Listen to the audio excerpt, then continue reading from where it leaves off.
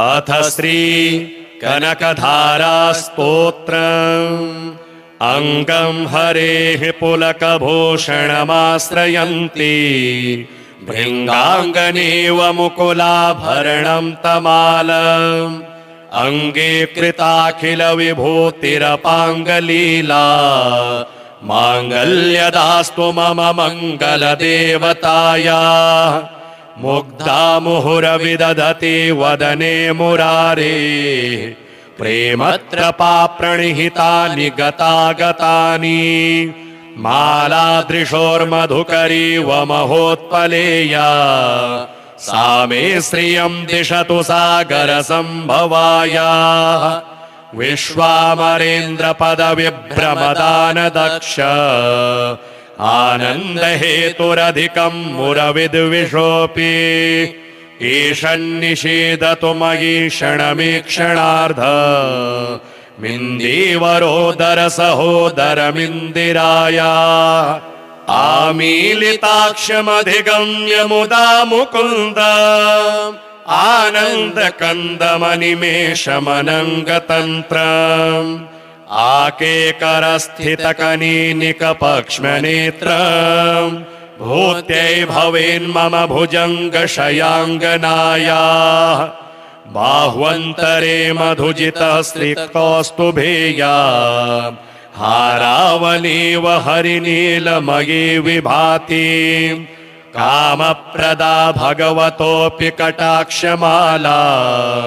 कल्याणमावहतु मे कमलालयायाः। कालाम्बुदालिललितो रसिकैटभारे धाराधरे स्फुरति या तडिदङ्गनेव।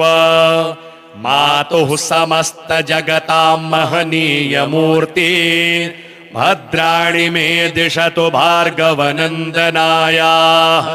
प्राप्तं पदं प्रथमतः किल यत् प्रभावान् माङ्गल्यभाजि मधुमाथिनि मनमथेन।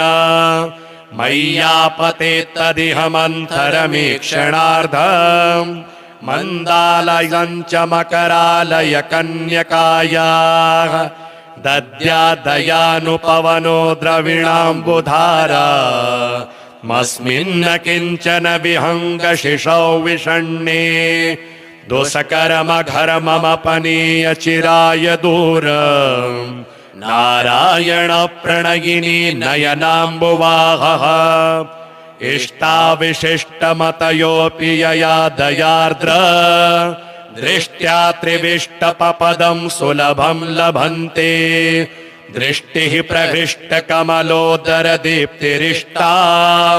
पुष्टिं कृषिष्ट मम पुष्करविष्टरायाः। गीर्देवतेति गरुडध्वज भामिनीति शाकम्भरीति शशिशेखरवल्लभीति। सृष्टिस्थितिप्रलयकेलि सुसंस्थितायै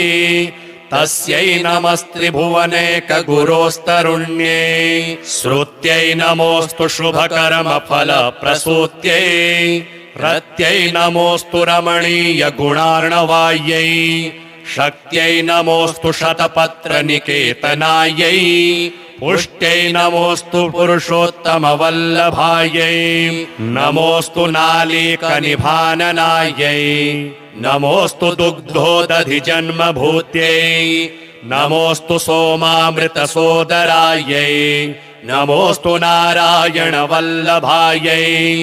नमोऽस्तु हेमाम्बुजपीठिकायै नमोऽस्तु भूमण्डलनायिकायै। नमोऽस्तु देवादिदयापरायै नमोऽस्तु शार्ङ्गायुधवल्लभायै। नमोऽस्तु देव्यै भृगुनन्दनायै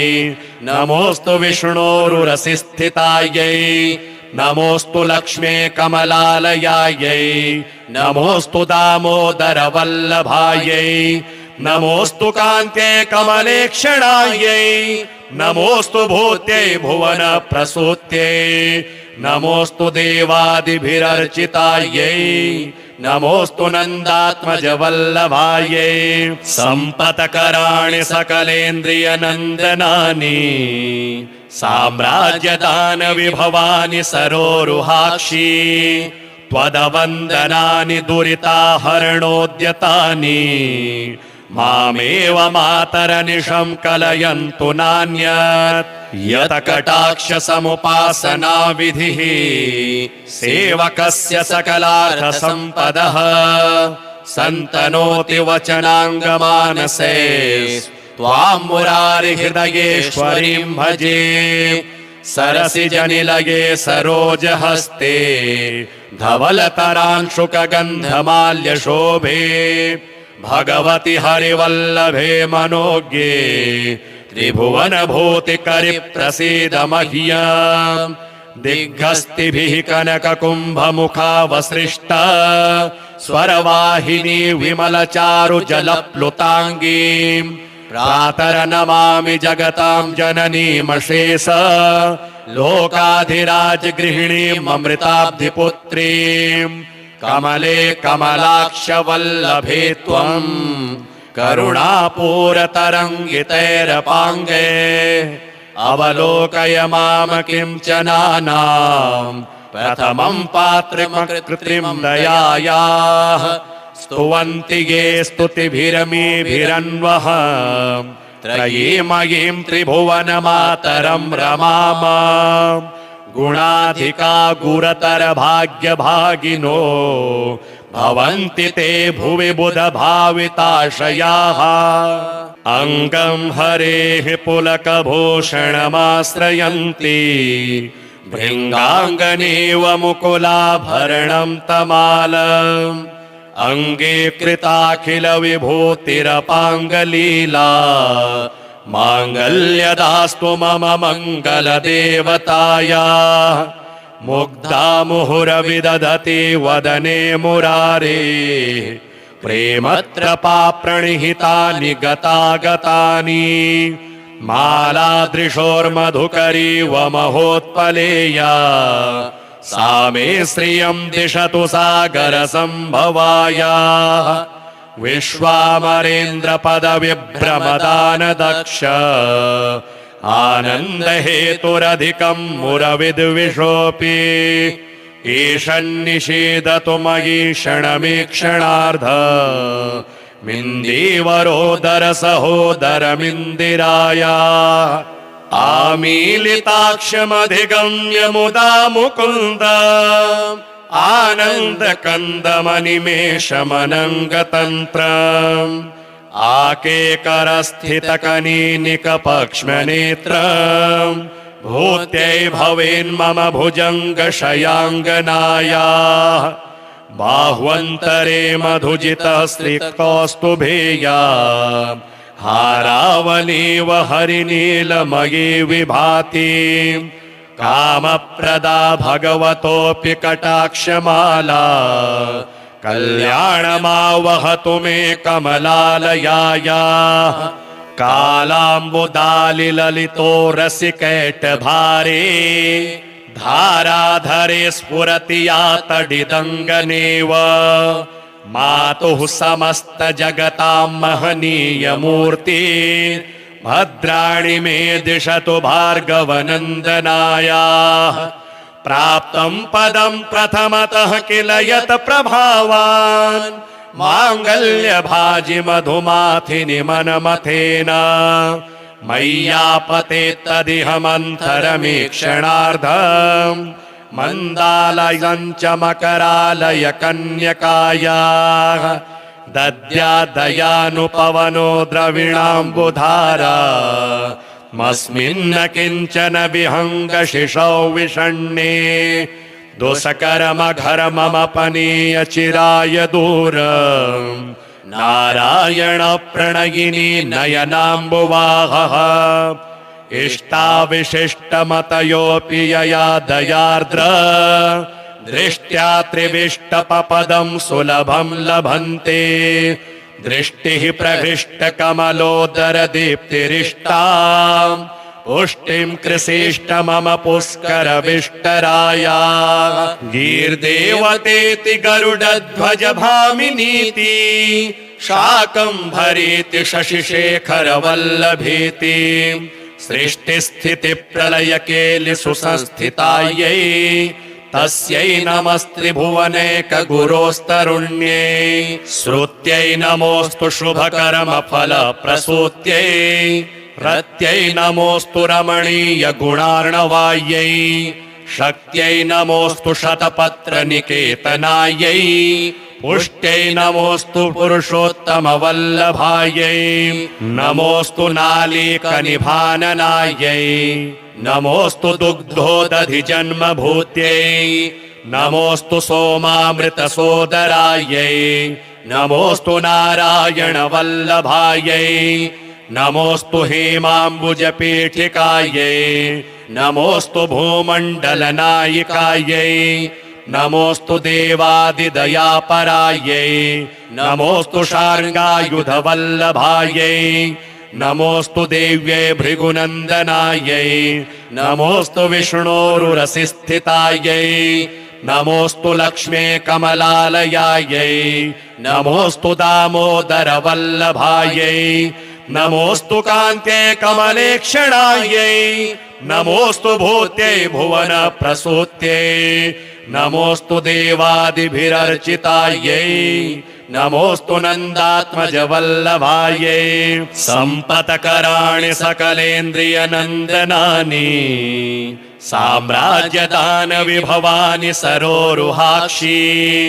त्वदवन्दनानि दुरिताहरणोद्यतानि मामेव मातरनिशं कलयन्तु नान्यत् यत्कटाक्षसमुपासना विधिः सेवकस्य सकलार्थसम्पदः सन्तनोति वचनाङ्गमानसे त्वां मुरारिहृदयेश्वरीं भजे सरसिजनिलये सरोजहस्ते धवलतरांशुकगन्धमाल्यशोभे भगवति हरिवल्लभे मनोज्ञे त्रिभुवनभूतिकरि प्रसीद मह्यम् दिग्गस्तिभिः कनककुम्भमुखावसृष्टा स्वरवाहिनी विमलचारुजलप्लुताङ्गीम् प्रातरनमामि जगतां जननीमशेष लोकाधिराजगृहिणीममृताब्धिपुत्रीम् कमले कमलाक्षवल्लभे त्वम् करुणापूरतरङ्गितैरपाङ्गे अवलोकय माम किञ्चनानाम् प्रथमं पात्रमकृत्रिं दयायाः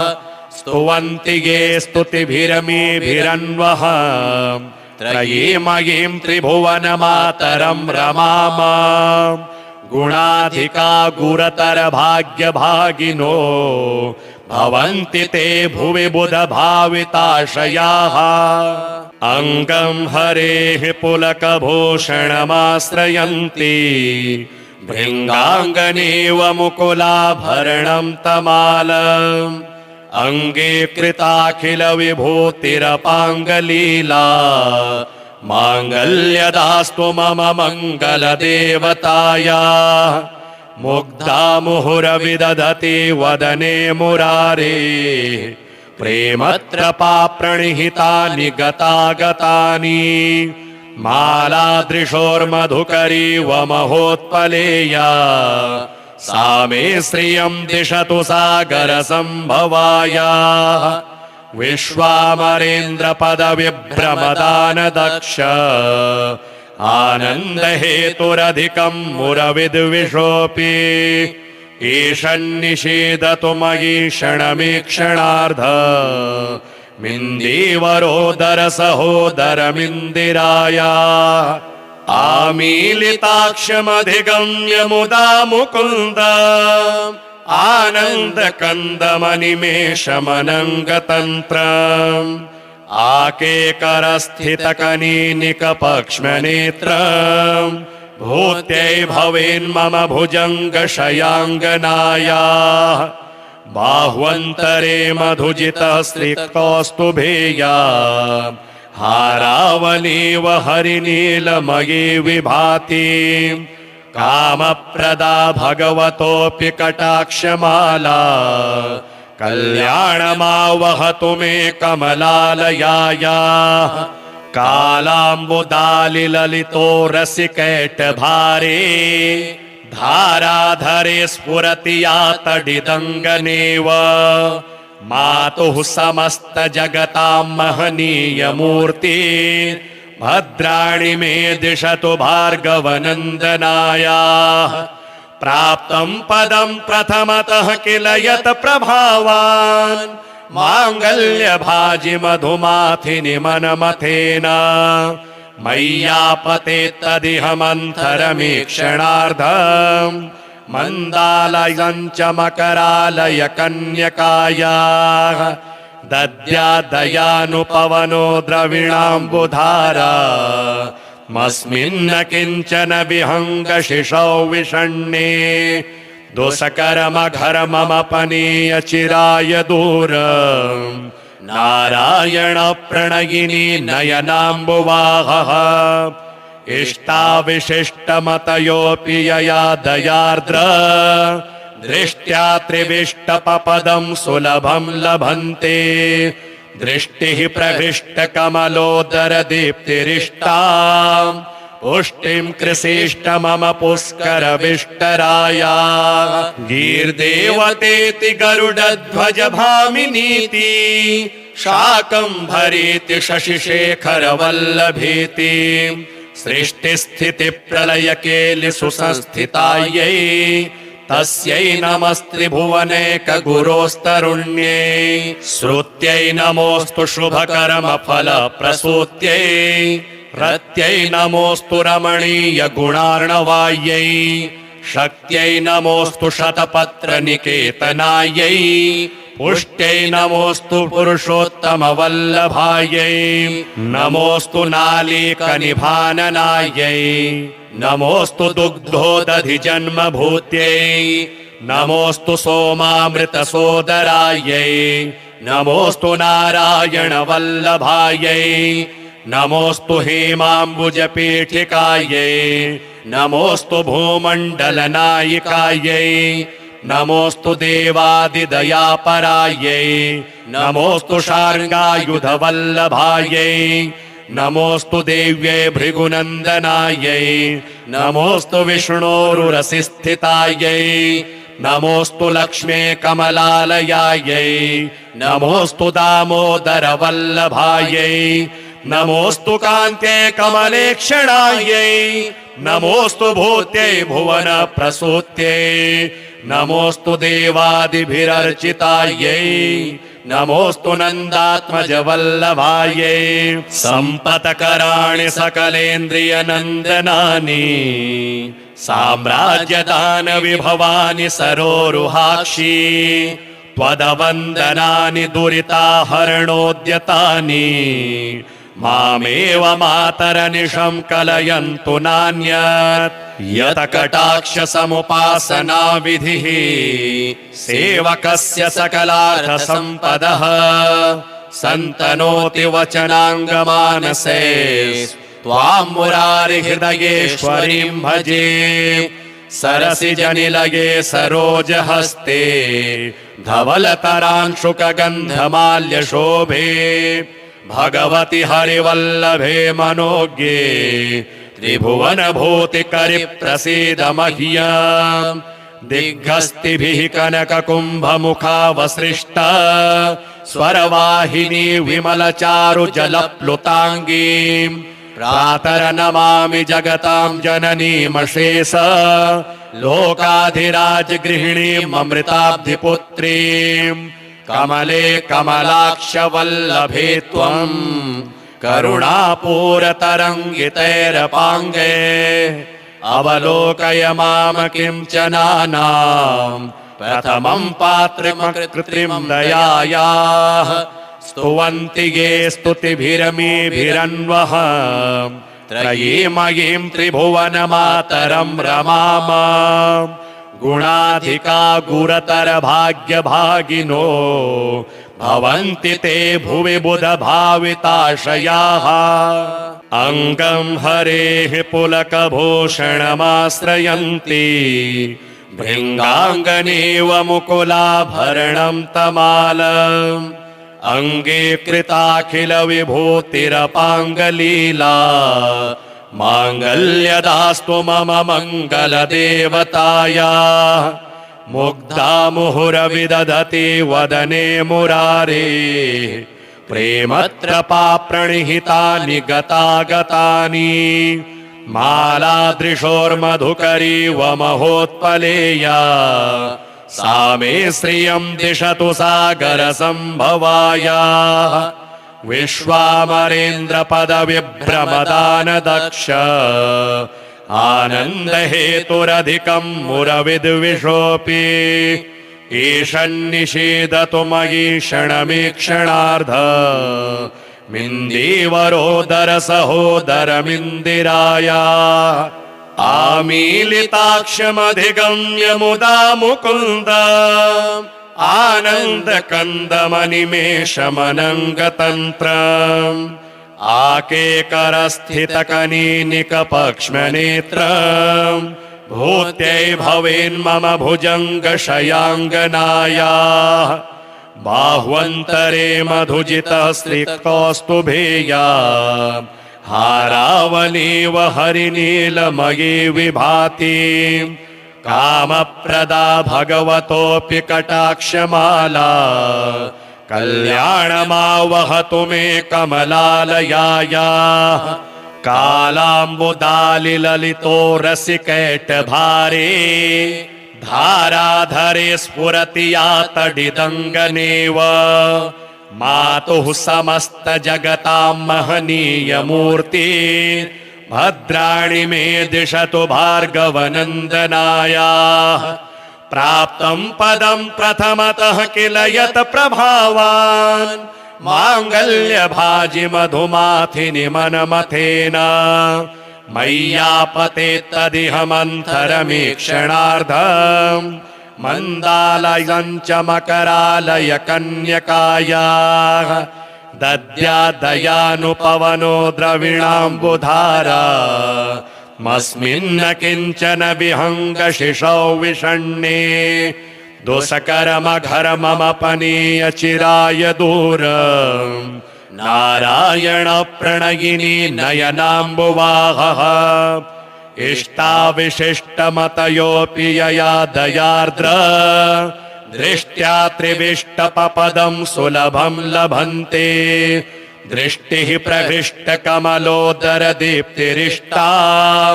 पुष्टिं कृषिष्ट मम पुष्करविष्टराया गीर्देवतेति गरुडध्वज भामिनीति शाकम्भरीति शशिशेखरवल्लभीति सृष्टिस्थितिप्रलयकेलि सुसंस्थितायै तस्यै नमस्त्रिभुवनैकगुरोस्तरुण्यै श्रुत्यै नमोऽस्तु शुभकर्मफलप्रसूत्यै रत्यै नमोऽस्तु रमणीय गुणार्णवायै शक्त्यै नमोऽस्तु शतपत्रनिकेतनायै पुष्ट्यै नमोऽस्तु पुरुषोत्तमवल्लभायै नमोऽस्तु नालीकनिभाननायै नमोऽस्तु दुग्धोदधिजन्मभूत्यै नमोऽस्तु सोमामृतसोदरायै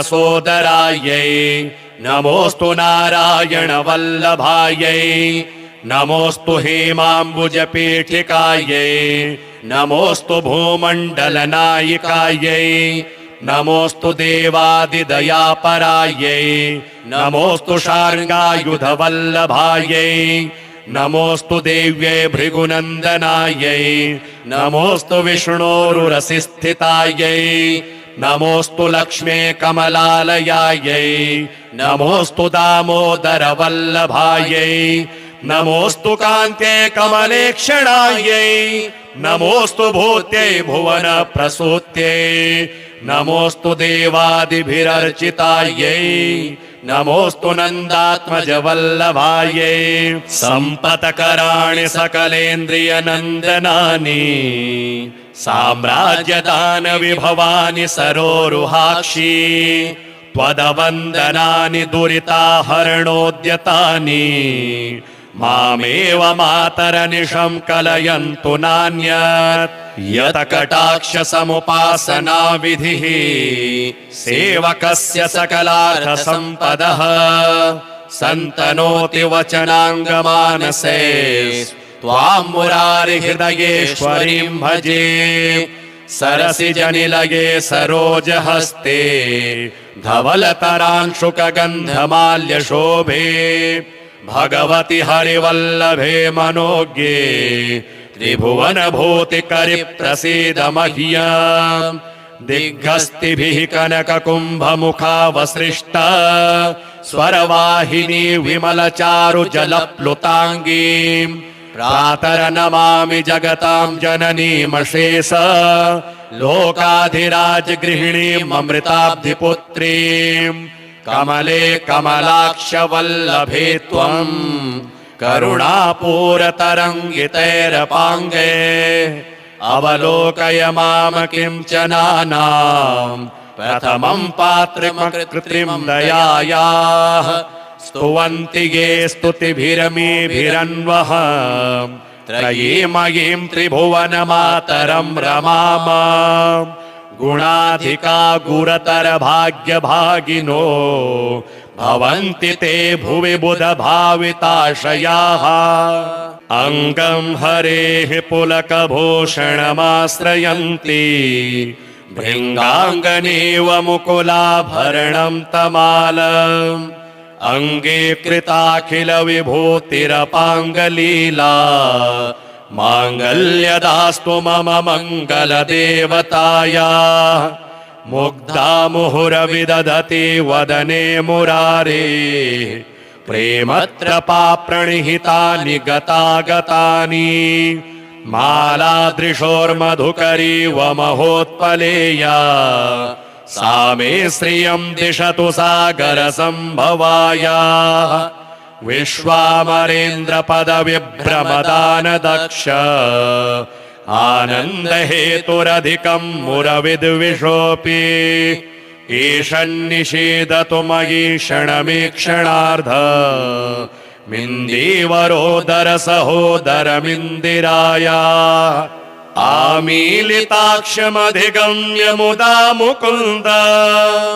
आनन्दकन्दमनिमेषमनङ्गतन्त्रम् आकेकरस्थितकनीनिकपक्ष्मनेत्रम् भूत्यै भवेन्मम भुजङ्गशयाङ्गनायाः बाह्वन्तरे मधुजितः श्रीकौस्तुभेया हारावलीव हरिनीलमयी विभाति कामप्रदा भगवतोऽपि कटाक्षमाला कल्याणमावहतु मे कमलालयायाः कालाम्बुदालिललितो रसिकैटभारे धाराधरे स्फुरति या तडिदङ्गनेव मातुः समस्त जगतां महनीयमूर्ति भद्राणि मे दिशतु भार्गवनन्दनायाः प्राप्तं पदं प्रथमतः किल यत् प्रभावान् माङ्गल्यभाजि मधुमाथिनि मनमथेन मय्यापते तदिह मन्थरमीक्षणार्धम् मन्दालयं च मकरालय कन्यकायाः दद्यादयानुपवनो द्रविणाम्बुधारा मस्मिन्न किञ्चन विहङ्गशिशौ विषण्णे दुष्कर्मघर्ममपनीय चिराय दूरम् नारायण प्रणयिनी नयनाम्बुवाहः इष्टाविशिष्टमतयोऽपि यया दयार्द्र दृष्ट्या त्रिविष्टपपदं सुलभं लभन्ते दृष्टिः प्रहृष्टकमलोदरदीप्तिरिष्टाम् पुष्टिं कृषिष्ट मम पुष्करविष्टराया गीर्देवतेति गरुडध्वज भामिनीति शाकम्भरीति शशिशेखरवल्लभीति सृष्टिस्थिति प्रलयकेलि सुसंस्थितायै तस्यै नमस्त्रिभुवनैक गुरोस्तरुण्ये श्रुत्यै नमोऽस्तु शुभकर्म फल प्रसूत्यै रत्यै नमोऽस्तु रमणीय गुणार्णवायै शक्त्यै नमोऽस्तु शतपत्र निकेतनायै पुष्ट्यै नमोऽस्तु पुरुषोत्तमवल्लभायै नमोऽस्तु नालीकनिभाननायै नमोऽस्तु दुग्धोदधिजन्मभूत्यै नमोऽस्तु सोमामृतसोदरायै नमोऽस्तु नारायणवल्लभायै नमोऽस्तु हेमाम्बुजपीठिकायै नमोऽस्तु भूमण्डलनायिकायै नमोऽस्तु देवादिदयापरायै नमोऽस्तु शार्ङ्गायुधवल्लभायै नमोऽस्तु देव्यै भृगुनन्दनायै नमोऽस्तु विष्णोरुरसिस्थितायै नमोऽस्तु लक्ष्मे कमलालयायै नमोऽस्तु दामोदरवल्लभायै नमोऽस्तु कान्त्यै कमलेक्षणायै नमोऽस्तु भूत्यै भुवनप्रसूत्यै नमोऽस्तु देवादिभिरर्चितायै नमोऽस्तु नन्दात्मजवल्लभायै सम्पत्कराणि सकलेन्द्रियनन्दनानि साम्राज्यदानविभवानि सरोरुहाक्षी त्वदवन्दनानि दुरिताहरणोद्यतानि मामेव मातरनिशं कलयन्तु नान्यत् यत्कटाक्षसमुपासनाविधिः सेवकस्य सकलार्थसम्पदः सन्तनोति वचनाङ्गमानसे त्वां मुरारिहृदयेश्वरीं भजे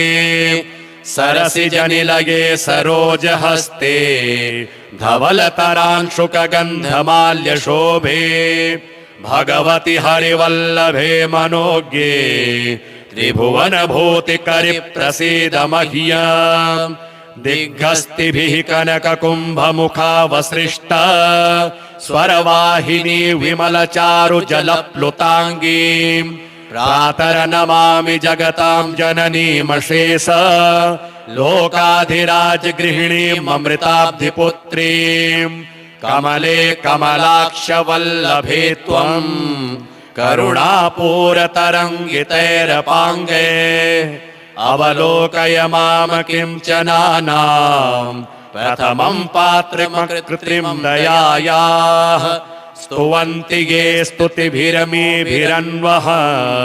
त्रयीमयीं त्रिभुवनमातरं रमाम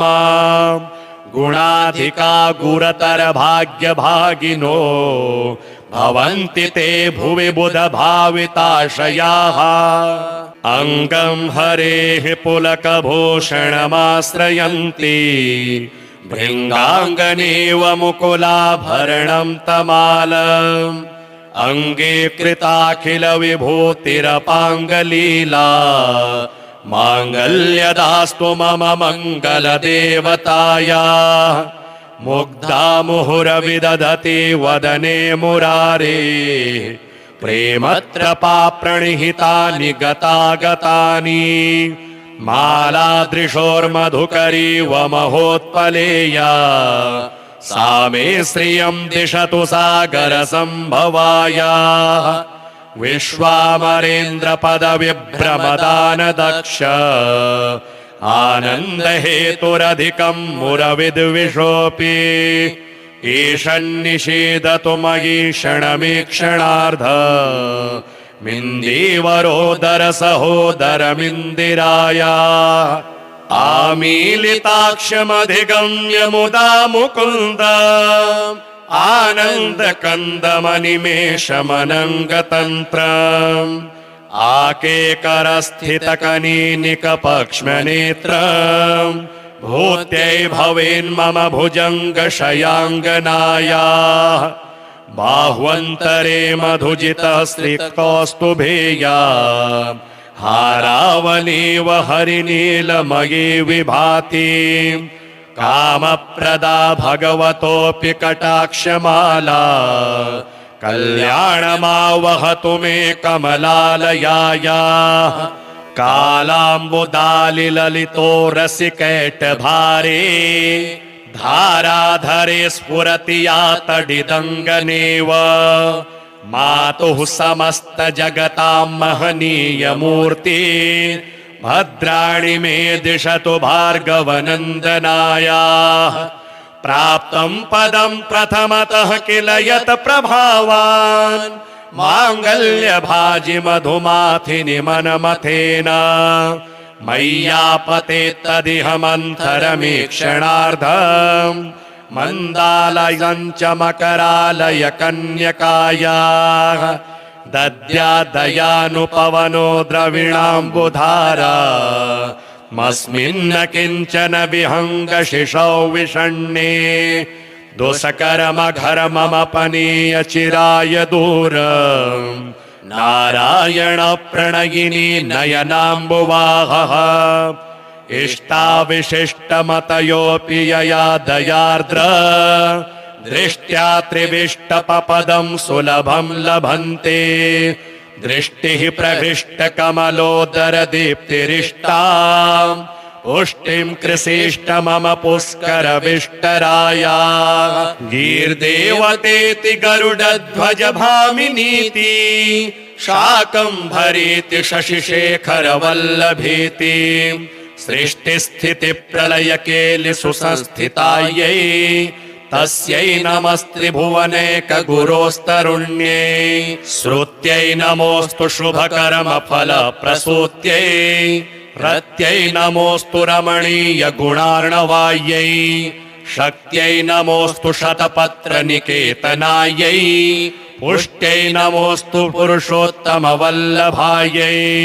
नमोऽस्तु नालीकनिभाननायै नमोऽस्तु दुग्धोदधिजन्मभूत्यै नमोऽस्तु सोमामृतसोदरायै नमोऽस्तु नारायणवल्लभायै नमोऽस्तु हेमाम्बुजपीठिकायै नमोऽस्तु भूमण्डलनायिकायै नमोऽस्तु देवादिदयापरायै नमोऽस्तु शार्ङ्गायुधवल्लभायै नमोऽस्तु देव्यै भृगुनन्दनायै नमोऽस्तु विष्णोरुरसिस्थितायै नमोऽस्तु लक्ष्मे कमलालयायै नमोऽस्तु दामोदरवल्लभायै नमोऽस्तु कान्त्यै कमलेक्षणायै नमोऽस्तु भूत्यै भुवन प्रसूत्यै नमोऽस्तु देवादिभिरर्चितायै नमोऽस्तु नन्दात्मजवल्लभायै सम्पत्कराणि सकलेन्द्रियनन्दनानि साम्राज्यदानविभवानि सरोरुहाक्षी त्वदवन्दनानि दुरिताहरणोद्यतानि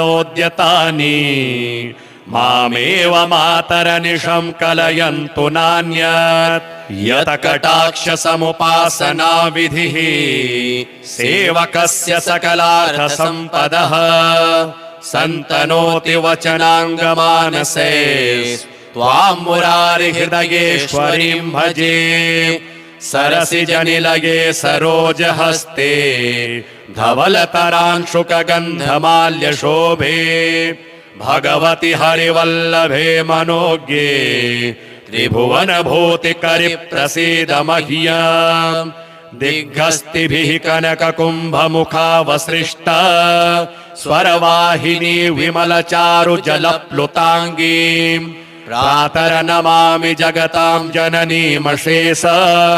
लोकाधिराजगृहिणीममृताब्धिपुत्रीम् कमले कमलाक्षवल्लभे त्वम्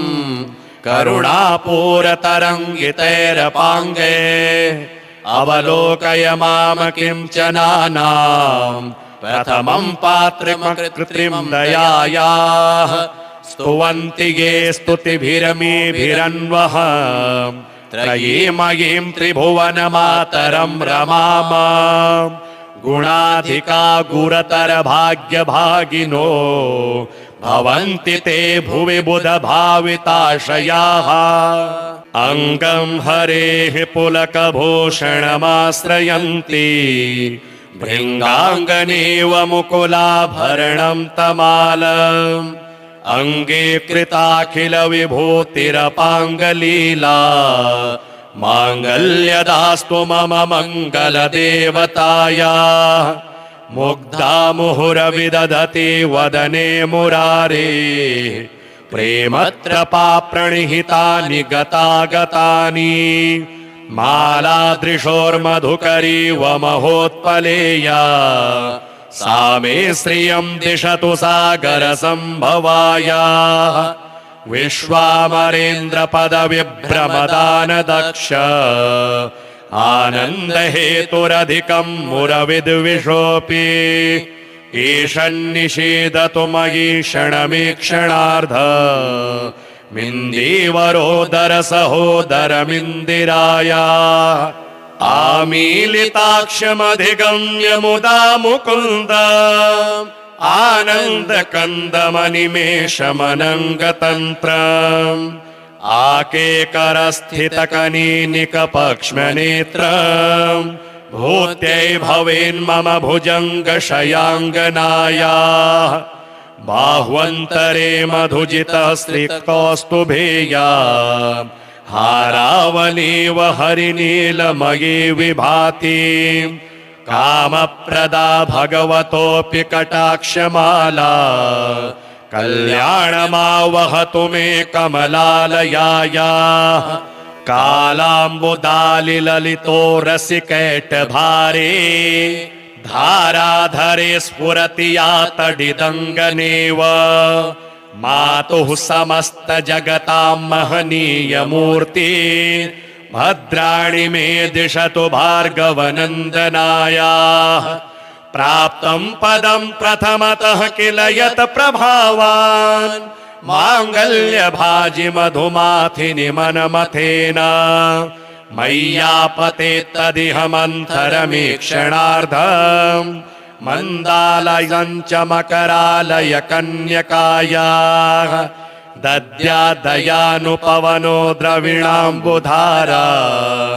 मस्मिन्न किञ्चन विहङ्गशिशौ विषण्णे दोषकर्मघर्ममपनीय चिराय दूरम् नारायण प्रणयिनी नयनाम्बुवाहः इष्टाविशिष्टमतयोऽपि यया दयार्द्र दृष्ट्या त्रिविष्टपपदं सुलभं लभन्ते दृष्टिः प्रविष्टकमलोदरदीप्तिरिष्टाम् पुष्टिं कृषिष्ट मम पुष्करविष्टराया गीर्देवतेति गरुडध्वज भामिनीति शाकम्भरीति शशिशेखरवल्लभीति सृष्टिस्थिति प्रलयकेलि सुसंस्थितायै तस्यै नमस्त्रिभुवनैक गुरोस्तरुण्यै श्रुत्यै नमोऽस्तु शुभकर्म फल प्रसूत्यै रत्यै नमोऽस्तु रमणीय गुणार्णवायै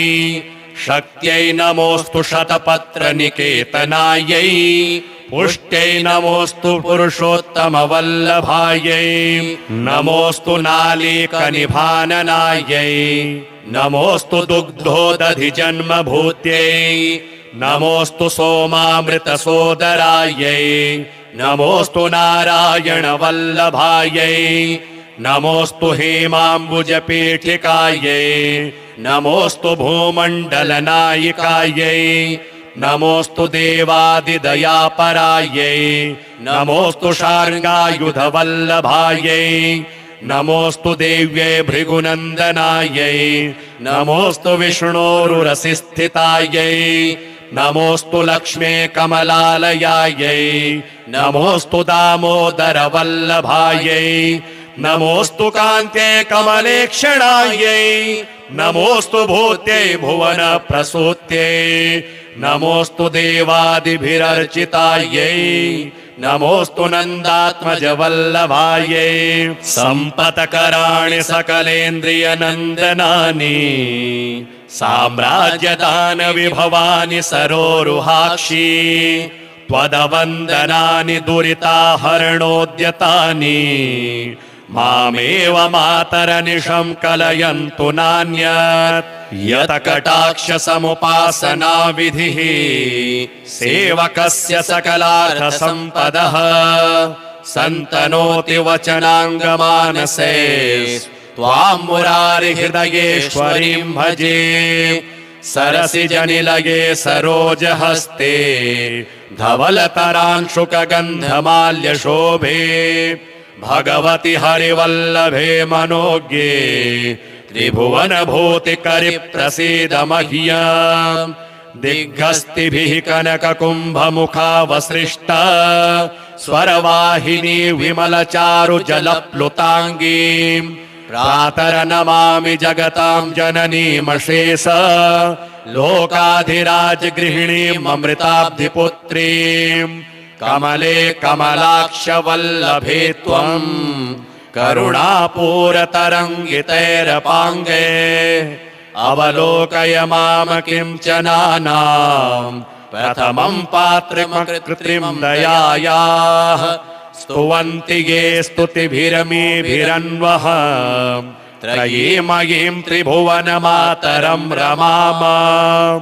गुणाधिका गुरतर भाग्यभागिनो भवन्ति ते भुवि बुधभाविताशयाः।